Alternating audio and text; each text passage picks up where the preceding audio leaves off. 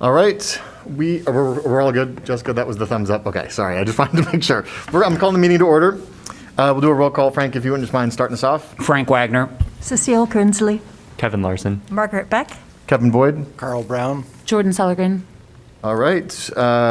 First item is public discussion of anything not on the agenda. I don't see members of the public here, so we will move on to item D, certificate of appropriateness. The first one is for 738 Rundle Street. Oh, okay, yeah.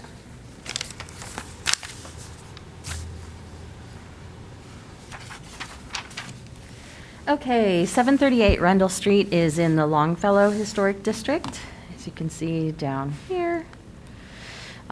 This is the front of the house. It's a Moffett cottage. It's a side gabled cottage. The gable faces the north and south sides. The entry is in the side of the gable. There's an attached garage.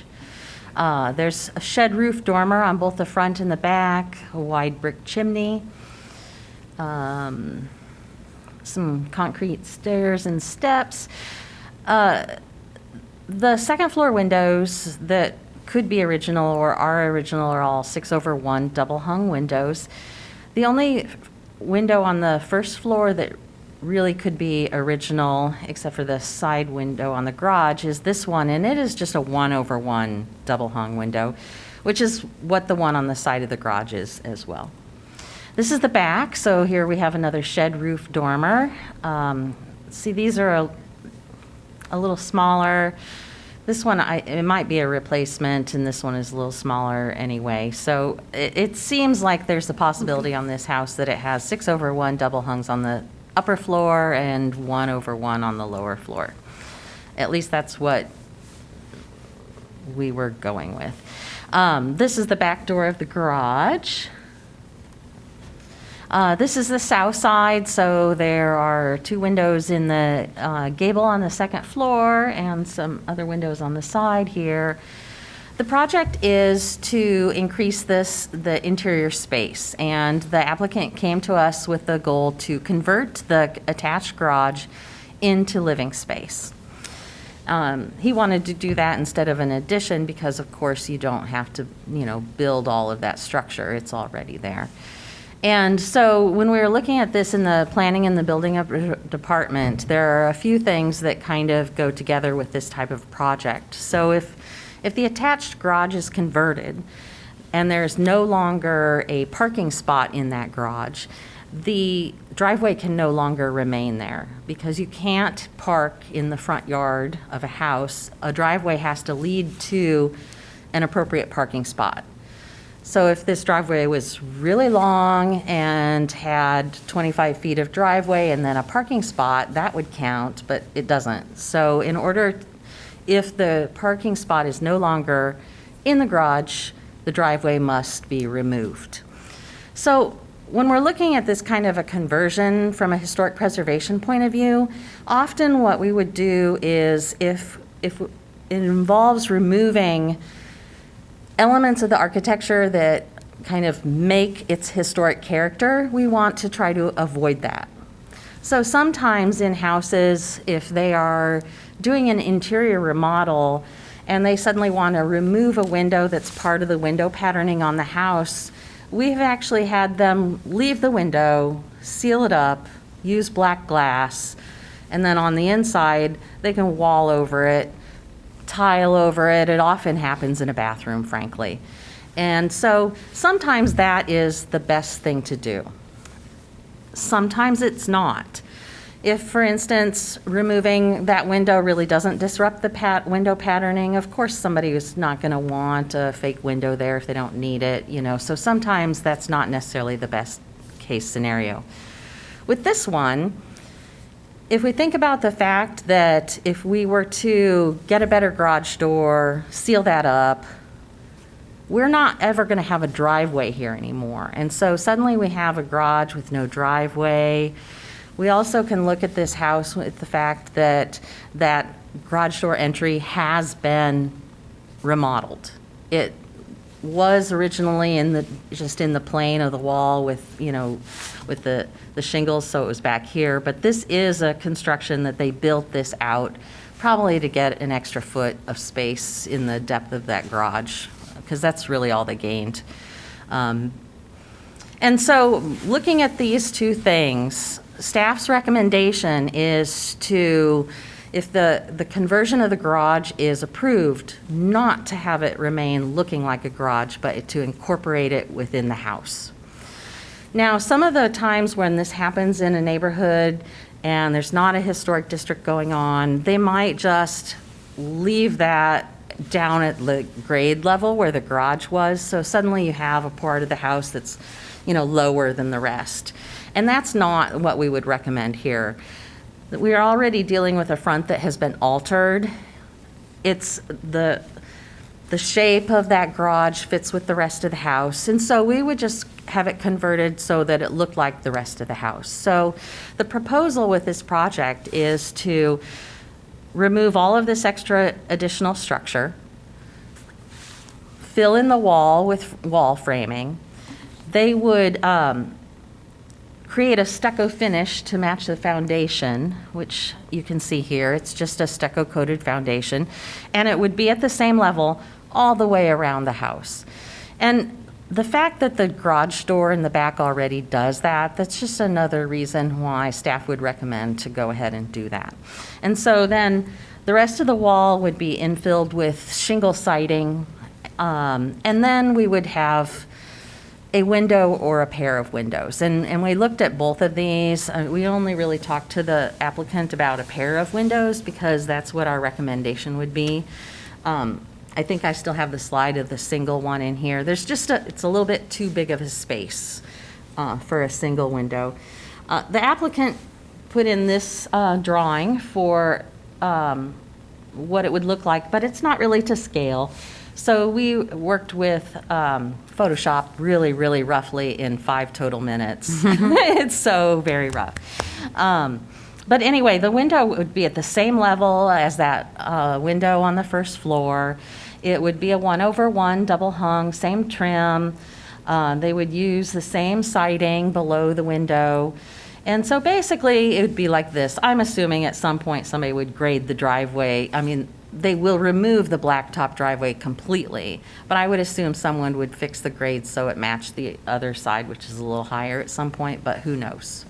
It might always be lower than that. The grading isn't something that we would regulate.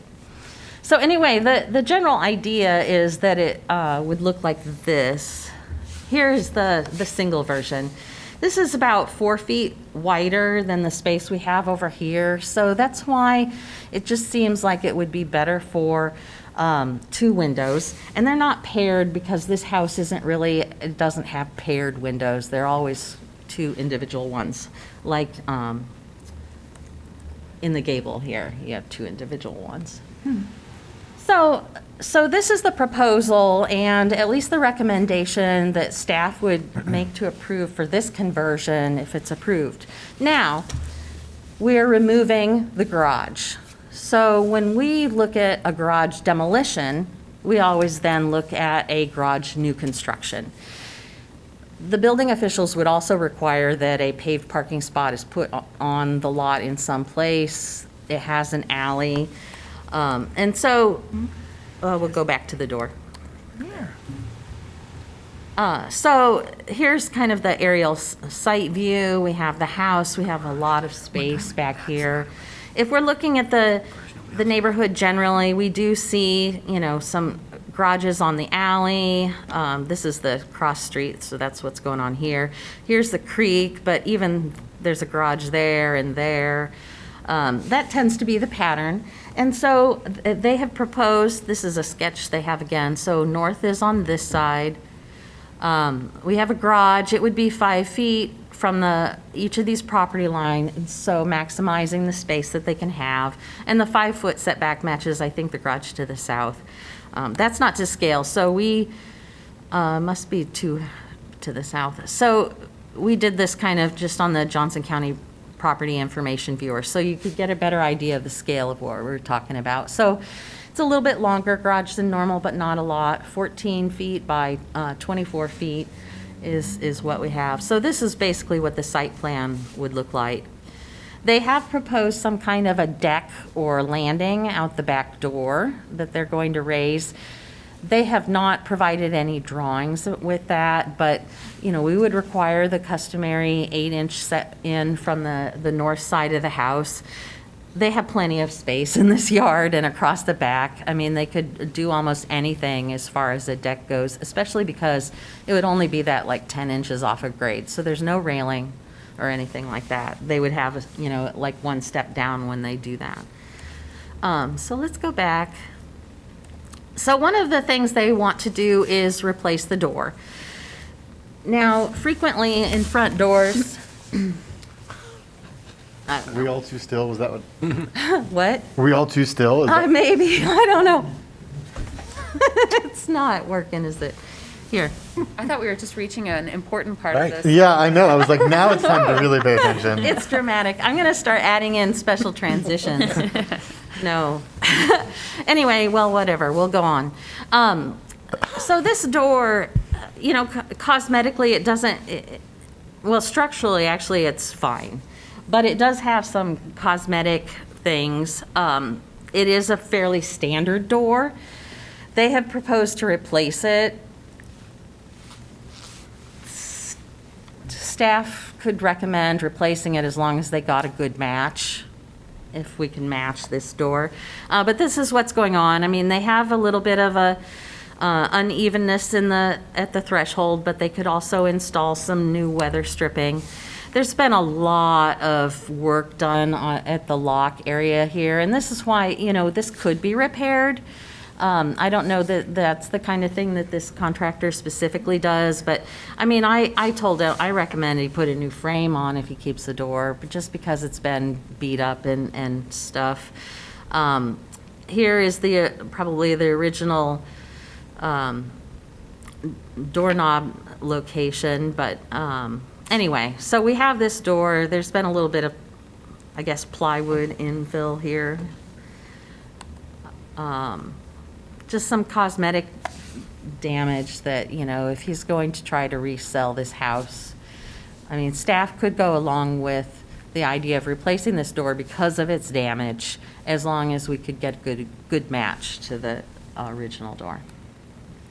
So then I briefly mentioned they will raise this door. Now, one of the things that they proposed, because, you know, this looks like a common garage door, and it is on the back of a garage at the moment, they have proposed to move this to the new garage. Staff recommended just leaving it here and raising it and putting the new door on the new garage. If the commission feels differently about either of these doors, you can address that in your motion as well. So here is their sketch of the back of the house, just raising the door, having either a deck or a step. It would be set in from the corner. Okay, and so the new garage, I mean, we have some kind of sketches. I don't frankly know if this is to scale or not, but generally they're going to have an alley overhead door. We've talked to them about either the flat paneled ones or something with a composite raised panel that we normally require for an overhead door. It's going to have a window on either side and then a passage door facing towards the house. Now, these are proposed to be 2 foot 6 inches wide, a fairly large window.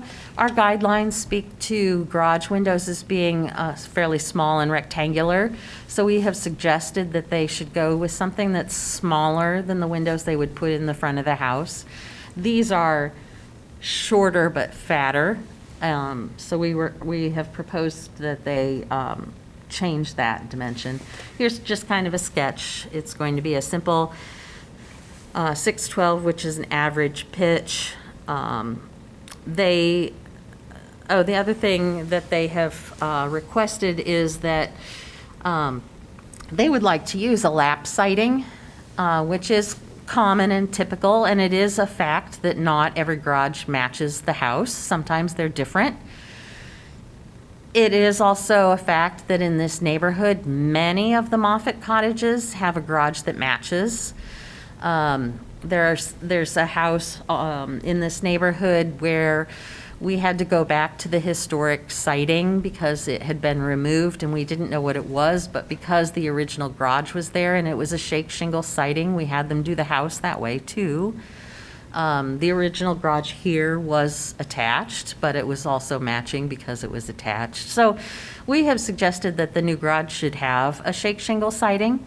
We know from that other project in the neighborhood that there is a cement board alternative that can match it. I think there might only be one that really matches well, but there is that possibility. And it was used on that house. But that is something where if the commission would like to approve a lap siding instead, you can do that as well. This is just to show some of the detail that we have not much overhang on this house. So we have just on the rake boards have a little bit of a kind of a deep crown compared to some. The soffit itself has just a little overhang, and we have cornice returns. And just for those of you who don't know, that's just one really easy way to finish off the end when you have a soffit that is not open. When you've closed the soffit, instead of just having a bare, triangle here like we have in a lot of modern construction, this just kind of finishes it out to have the cornice return back to the house. And I think that's it. So this is the recommended motion as it was, I believe, in the packet as well. We do need drawings for the deck. This has the rear door remaining on the house and a new door on the garage. This has the revision of the garage windows, and that we do still need all of the window and door product information submitted.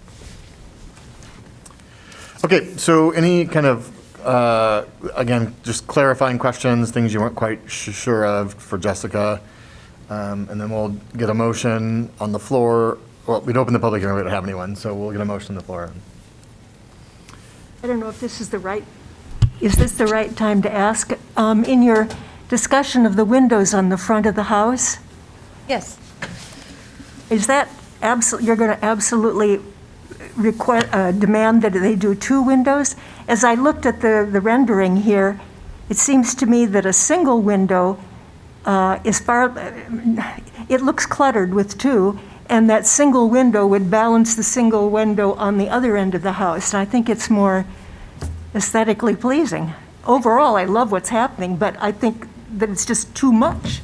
I think that's just for you to discuss.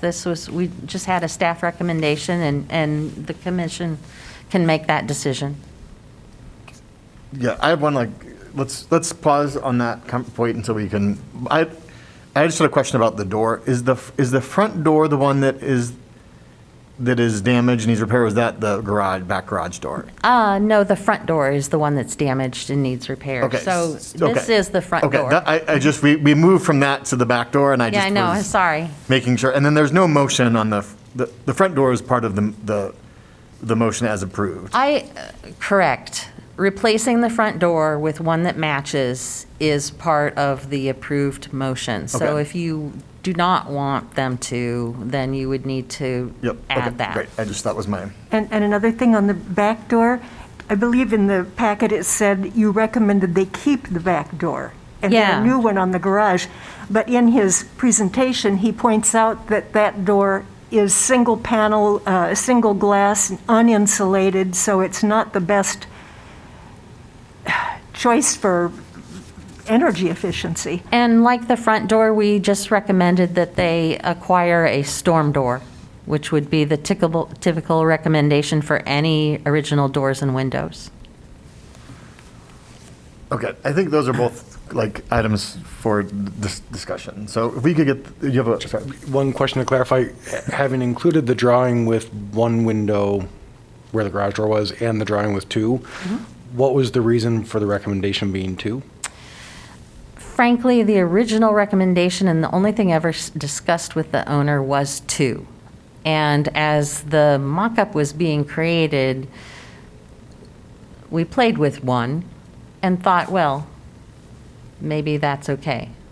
I don't know if the applicant would actually prefer to have two or one. Okay. I don't know that. Okay. Well, what did they submitted to, though?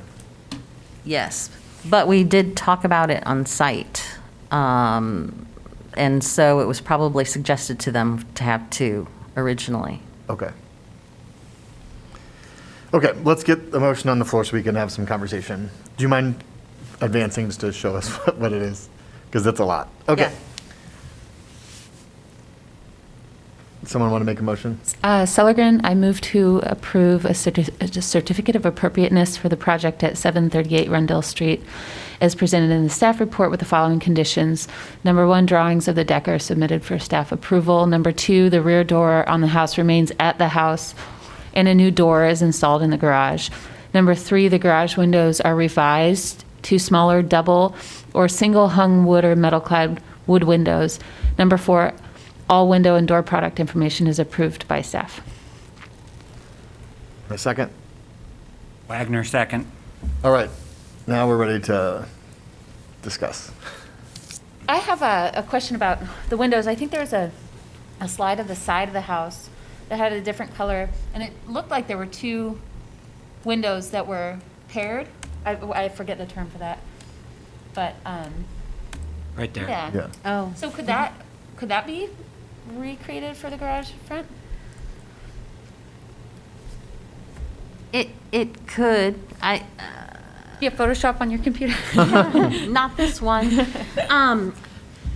I guess I wouldn't recommend that size of window. Yeah. For sure, because I think that these are, man, I would assume that they're replacements because they're shorter, but I guess I don't have any way of guaranteeing that. I mean, it could have been built with shorter windows in some of these locations, and I don't know why these are both paired and shorter. One could be like a kitchen countertop thing, It's right? possible, and when, on the back, I mean, they're all shorter. I'm assuming that this is a bathroom because of how much shorter it is.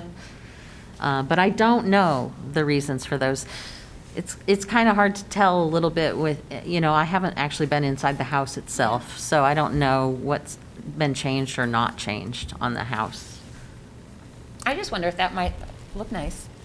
There's, like, just my design mind can almost picture in the space where the garage is, a slightly large, with the same proportions, but a slightly larger window that maybe,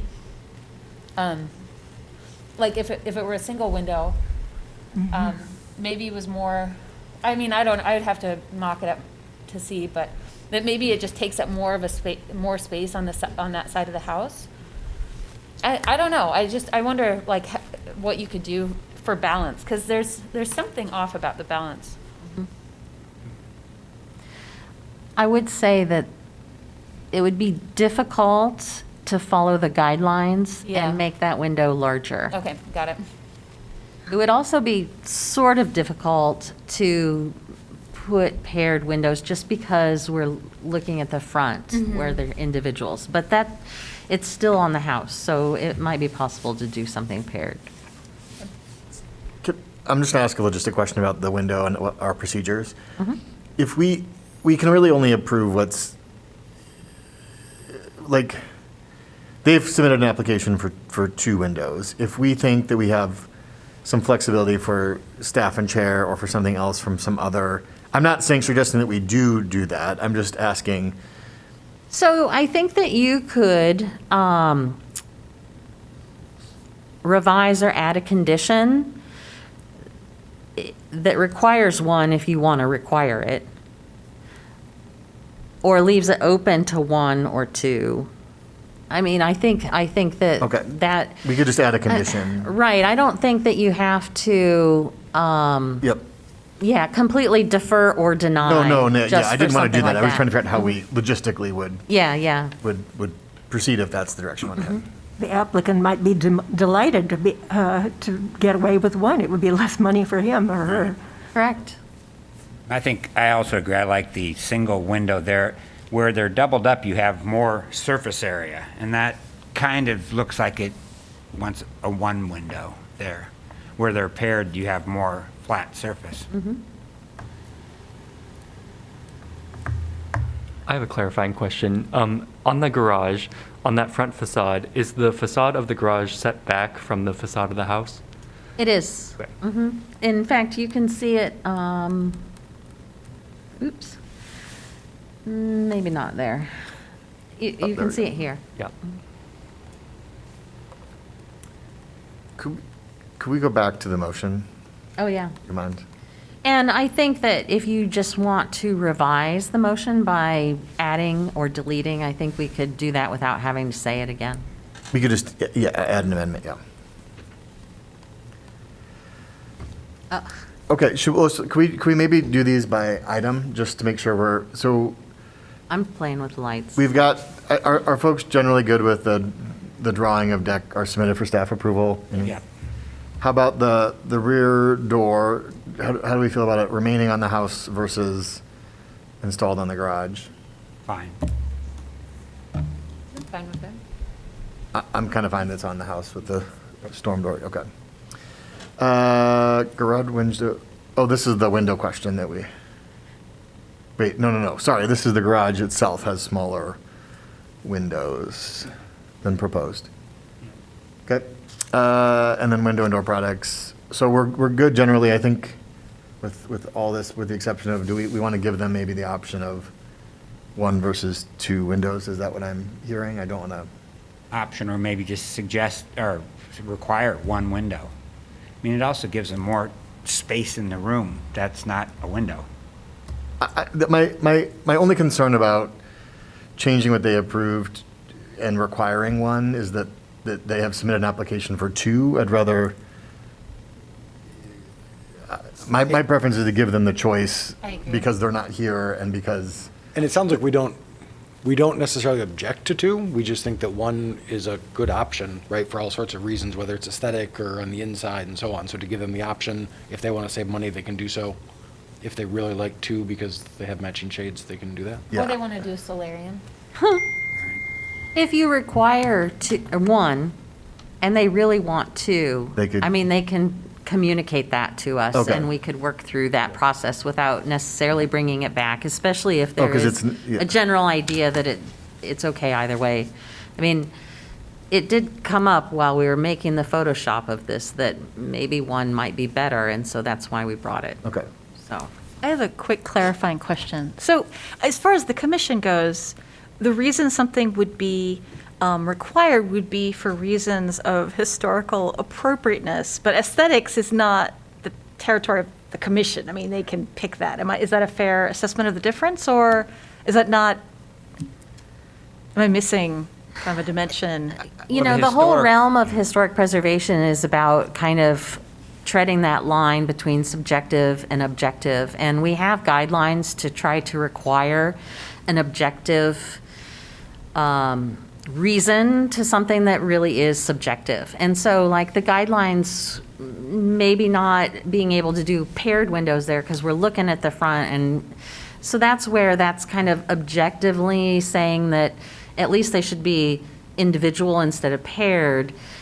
I guess that it, you know, the guidelines would have us follow the window patterning on the house. And so you can look at it and determine as a commission that the window patterning says 1 needs to go there, not 2. And then I think that's really an objective following of the guidelines. Right. And Jessica, you know, with the windows that are paired on that house, they'd have to almost be replacement windows because there's no room for window weights. And that house would have had window, you know, 2 windows would have had 4 inches between them for the window weight. Well, they do have some trim They have between them. that gap? I don't know if it's enough. Where is that? They might be there. Yep. Yeah, I don't know. I don't have a straight-on shot of that.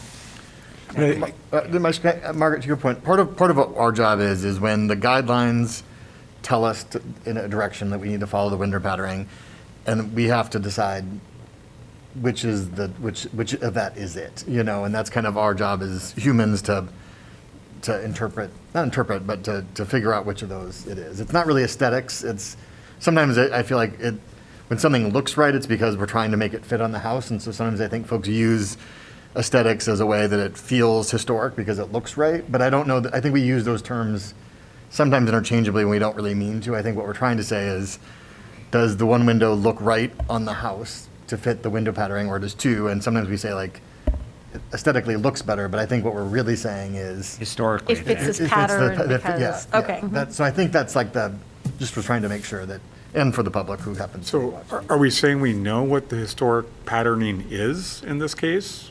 Or we just have a kind of general idea?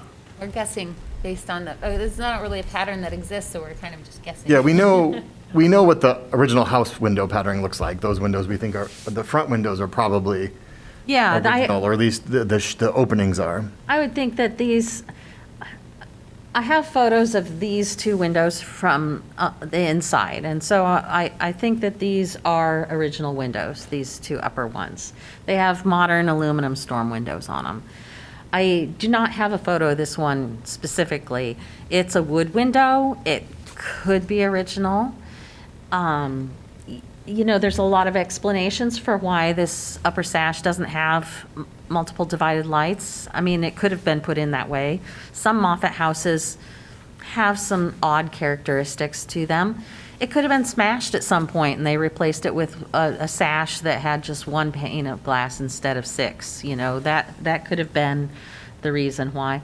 But we would assume that, and frankly, the side, wherever it was, the south side windows, I don't know if that's the original pattern. I think that it is for the upper floor, but I don't really know. And the back. I don't think that the applicant is necessarily concerned with getting specifically the 2 windows on the front, because there was no request to put any windows on the back. You know, so I don't know that adding, you know, more windows is necessarily something that they were looking at doing specifically. I think it seems a bit arbitrary to limit whether it's 1 or 2 at this point. We should just give them the option, because there's no specifics provided in terms of like the distance between the end of the wall and the window. That would suggest that one is wrong and one is right, so. Yeah, Jessica, I think we can approve one. I think it needs to be centered. Do we need to we don't want one, the patterning would suggest that one isn't right, do we need to? Right, I think that in either case, whether it's 2 Yep, or or one, 1, okay. it's centered. Yeah. Okay. And there's some evenness, yeah, to that spacing. If I remember right, we have a 12-foot space here, and we have like a 9-foot or 9.5-foot space here. So, yeah, it's only like a foot extra on each side, maybe a 1.5 feet or so, I think. I don't know. Yeah, I'm inclined to give them the option. I don't know if we have a majority that are or not. Yes? I see heads. It's okay with me, yeah. Okay. Sounds like they don't really know what they want, so. Right. Can it be phrased in a way that's a little more persuasive, saying, we strongly urge, or we strongly suggest? I think Jessica can do that when she tells. Yeah, I can communicate that to them, especially since I think that they would be interested in that as well. Okay, so do we need to add a 5th condition? Yes, I would have you add that. And it would be that the window. They have the option to use either 1 or 2 windows on the front facade. Okay, does someone want to make that amendment to our motion? I will continue. Number 5, recommended motion that, You're amending your own motion. I'm amending my own motion, my motion that. To add a condition. To add a condition to either add 1 or 2 windows, which would be centered on the wall Maybe in the garage area. in the garage area. Do we have a second to that amendment? Beck seconds. All right, any other discussion on that? All right, all in favor, say aye. Aye. Aye. Any opposed? All right, the motion carries. All right, on to the next certificate of appropriateness at 538 South Gilbert Street. Okay, so it's located here on Bowery and Gilbert. This is, of course, the house. It's the Chuck D. Close house. It's had quite a history. It was owned by the county for a while, and they stripped things off of it. This is a photo that historically, and you'll notice a few things. I'll talk about this a little bit. There are these oval oriel windows in this gable. There was one here, and I'm assuming there's one around the corner as well. You can see the metal kind of covering over this little balcony. You can see the front entry portico. You can see the balustrades on the second floor, and the widow's walk, and the cupola on the top. But when the county owned it, they stripped those things off, and so they were all gone. There was no railing here. There's no cupola. Some of the chimney over here is gone. You can't see it. There's no cover over the balcony. I can't tell what's going on down below, but there looks like there's a metal railing, so it's hard to say, but there's no, entry canopy here. You can see that the front porch is open at this point. Basically, the shape of this house is, it's an Italianate house. It's a large cube. You can see there's a hipped roof. These corners would all come to a point here under the cupola. There's a little slightly projecting gable facing Gilbert Street. There's a slightly projecting gable facing Bowery Street. An even smaller one on the north side. And then this side does not project, and so we would call it a through-wall dormer. The one on the north is almost a through-wall dormer. It has this wing. We would not think it's an addition. It does come out of the house like the dormer, which is kind of interesting right there at that point. But it's just a two-story wing. It's slightly lower. The details are a little bit simplified as well. So we have a projecting one-story bay. We have a really heavy Italianate cornice, so there's a wide, deep overhang. There's paired and single brackets. There's modillions here that are the kind of like, they're not like dentils, but dentils are smaller and have a different use. There are diamonds in this paneled rake board here. This frieze board has the same diamonds. You can see a really extravagant window hoods or lintels, whichever you'd like to call them. I think it's kind of interesting. All of these windows in this front, more ornamental part of the house are just 1/1 double hung windows. When you get around to the side, this is the north side. You can see this is the front block, one of those little projecting gables with its oriel window. Here's that kind of wing on the back, and it has more simplified hoods. And all of these are 2/2 double hung windows. So this would tell me one of two things. I'd either have to look at those windows and see if they'd been replaced or the sashes were replaced, or they were always 1/1 because big glass was more expensive. And so they put the big glass in the decorative part of the house. That's possible. I don't know really which way it was here. It's all brick. It has a stone foundation. You have the same kind of paired and single brackets in the cornice in the back part. So some of the details are carried out throughout the house. Here's that south side porch, and it has been enclosed rather sympathetically, I think, for being enclosed. They left the columns, the arched frieze. They just filled in but left the balustrade as it was, as the kind of a decoration on the outside of panels. They obviously infilled where the skirt board would be under the porch when they enclosed it. A lot of people, when they enclose a porch, they forget about the fact that they're going to get all the cold air still coming up under the floor. So by enclosing that, you can have a better conditioned space if you enclose a porch. And then this is the back. So this one's, I would consider it a through-wall dormer myself because it's in the same plane as the wall. There is a little square-sided bump out here. So as you may have heard, Public Space One has purchased the house. So it will become a public space, which is really unique because it was, it was owned by the county, but it was built for a very wealthy man and his family. So part of that is that they have to make it ADA accessible. Our guidelines have a way to do that, but with most houses, since they're not public and they're owned by, a person or a family, and then something happens and then it's owned by somebody else, we usually consider ramps as a temporary thing. We build them without footings so that they can be more easily removed, and it's part of the condition that whenever it's no longer needed, it's removed. Now, that could be that it goes from owner to owner and it still remains, and that's fine. There's no requirement that it's removed.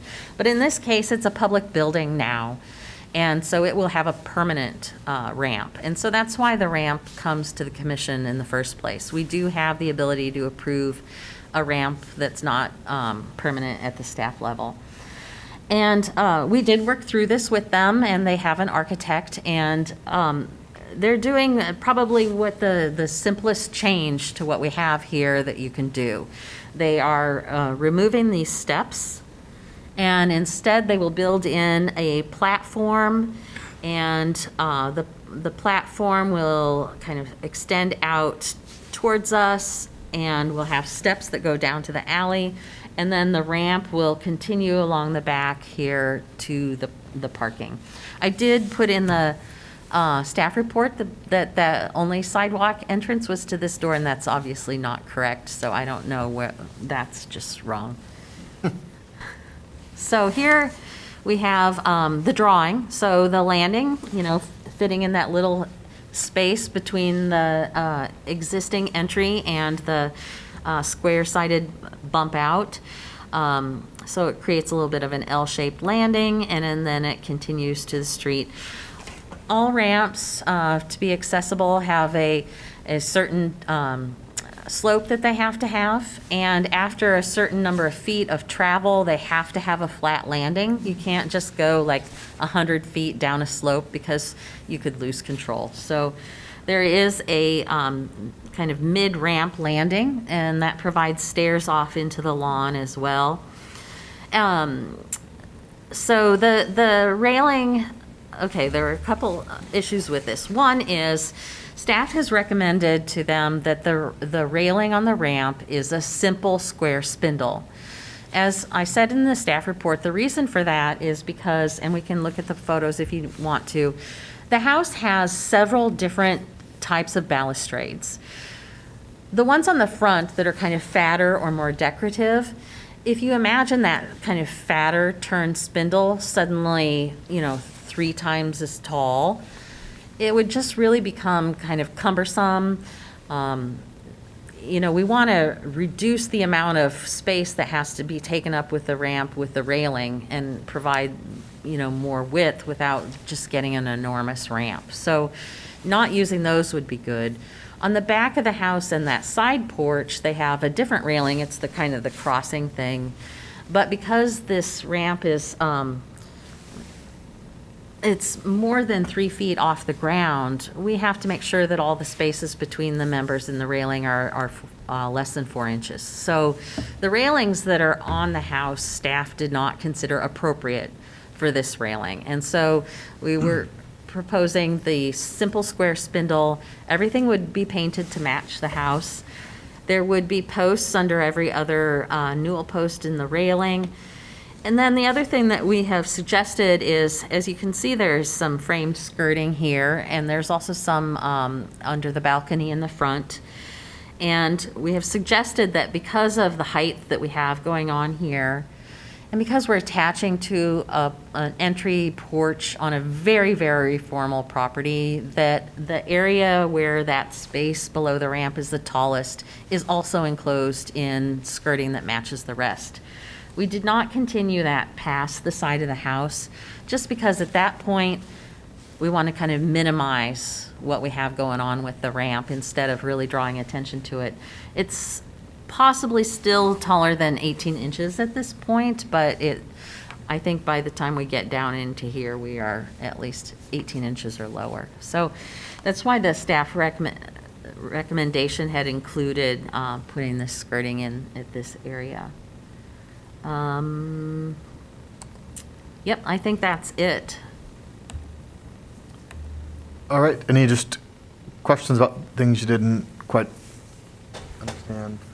I just have a question. Is that building, it's on the National Historic Register, isn't it? Is it also on the local historic register? Yes, it is, and that's why we are reviewing it. It was actually put on the National Register of Historic Places in 1973.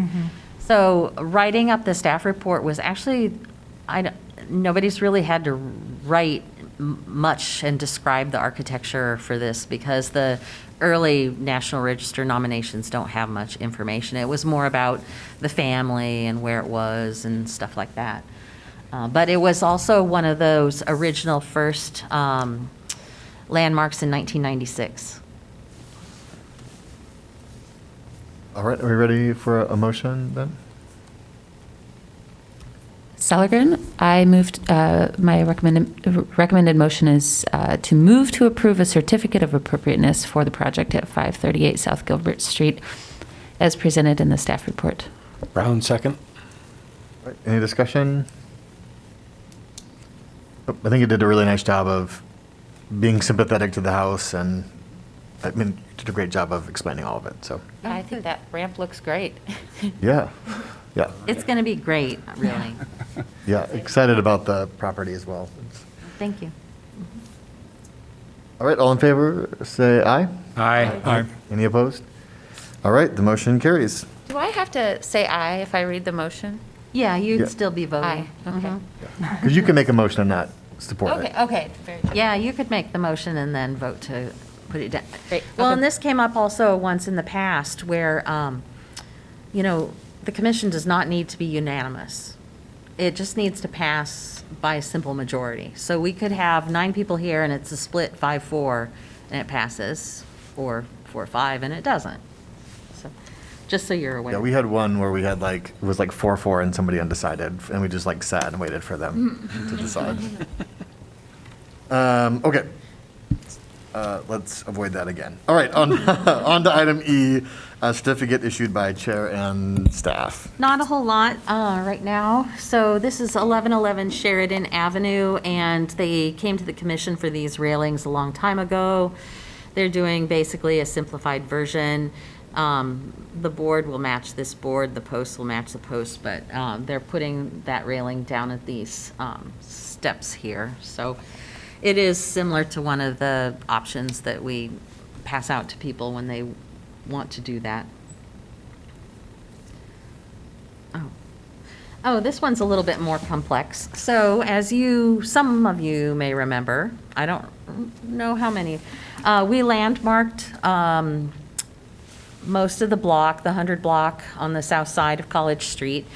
And then there's a development project, and it is an addition on 109, which is the furthest west. It's basically a tower in the back. And they took the back off of 111, which is next to 109. And then the next building was the Crescent Block here, and they are remodeling that partly for Riverside Theater. One of the things that we required was retaining the soap opera kind of entry, because that's a 1930s Art Deco change to that building, but they are moving the door out so it can be ADA accessible. You can only go so far in without having extra space next to the doors in order to be able to access it with a wheelchair. So they're moving the door out slightly, but not all the way, which makes barely an alteration to the entrance. They were taking out a window on the second floor, which was not original, and putting something that matched the Chicago style, which was the alteration of the building. And then they were doing some things to the back of the Martinis building. So they had to come back to us with several changes. So the first is on the crescent block. This is the back of the building. And here we had a big addition to the back of the building that was removed. So they were infilling that part of the wall with brick. They were adding a few doors for, passage. And then they were continuing the window patterning. Well, this is the one that was approved. So they had original windows up here, and they were continuing the window patterning here. What happened is during the interior remodels, we found out that this window was blocked shut for a reason. And so there was some equipment that runs right up in front of it. And so while the plan was to open it up, they can't do that. And so we approved leaving it blocked up like it is. And then similarly, because of equipment leading to this vent and other things going on with a secondary stair in the building, we also approved not having them add in these two windows in that second floor infill area. The other thing that happened, that's on the other building. I do that separately.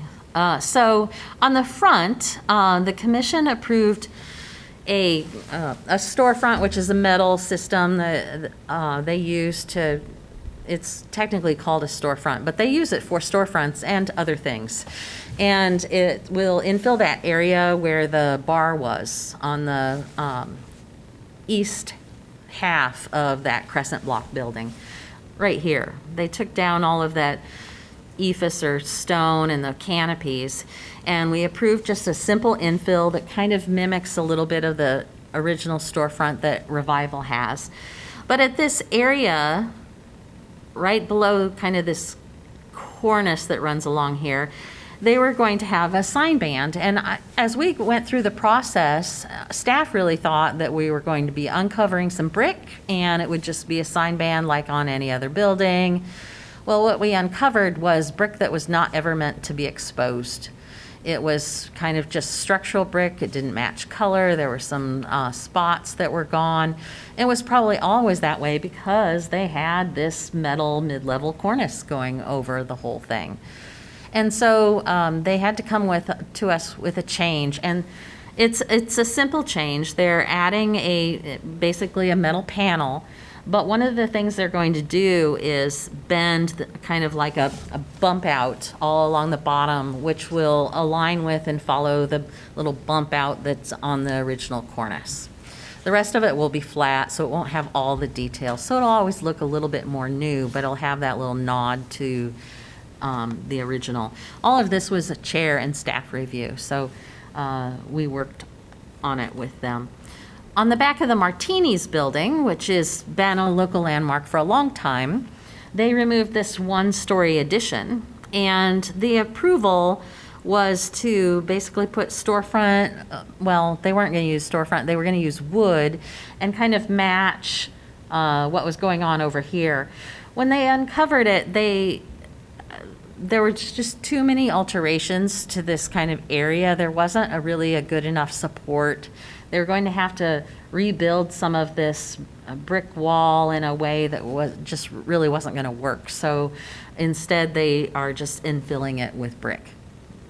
So it won't have that opening there. It is on the back. Anyway, so we approved it that way. The other one we had, this is 814 Bowery Street, so it's in the Governor Lucas Conservation District, located here on the north side of Bowery. It's basically a foursquare that had a 1960s addition put on it, and it has had kind of this entry with a wrought iron, things that we can't approve, and actually some of them are disallowed in the guidelines. And the owner rebuilt the canopy. as you can see it here with all this exposed wood without a permit. And so then when we started working with him, we provided him with two options. And one was to match the adjacent canopy, and he didn't think he could probably get the right slope. He could not modify what was going on here because it's so low that you can't, we talked to him about just trimming this out and then putting a soffit in there. But it's so low that the door can't open the whole way if it has a closed soffit. The other way that it could be remodeled, it would match a lot of, some of the smaller houses in the Longfellow neighborhood, would just be to take that roof slope out 3 feet or so and put brackets. And that would be very similar to some of the, actually the 60s kinds of additions as well. But instead, they're just removing it. So there won't be a canopy here. And the columns will be cut down to post size, so it'll just have a railing. At some point, if they want to come back and put a canopy, we can work with them to do something that could be approved. We couldn't approve this. All right, commission information. This is one-sided. We can't.